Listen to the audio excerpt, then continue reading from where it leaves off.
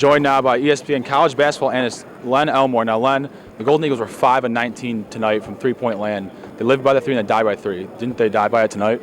Well, they did, but they had some opportunities inside. I think Lazar Hayward had some mismatches inside. They didn't recognize those mismatches quickly enough, and when they finally went inside, not only was it the help, but the physical play, kind of thwarted Hayward's attempts inside. And I think that bogged down their offense.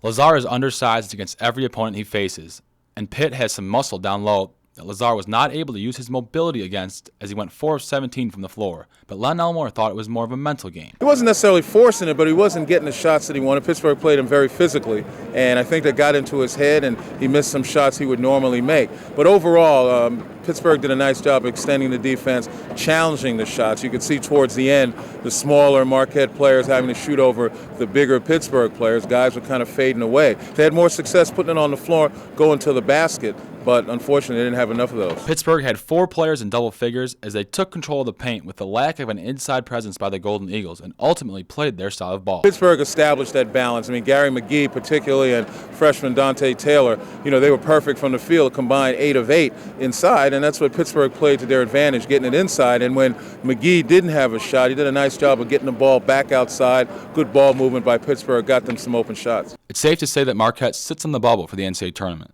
And with a track record of these next few teams, they come to play every night no matter who the opponent is. The Golden Eagles know they cannot take them lightly. Well, they certainly are, and forget about the records. Those places are tough places to play. Both Cincinnati and St. John's have proven that they can win at home and beat some pretty good teams. St. John's beat Louisville by about 16 about a week ago, and certainly Seton Hall is an explosive team as well. This is a key stretch for Marquette, not only obviously to position themselves in the Big East Championship, but also in looking towards an NCAA tournament bid. Pittsburgh would have been a quality win on Marquette's tournament resume, but they're going to need to focus on beating the teams that are trying to climb up the Big East standings.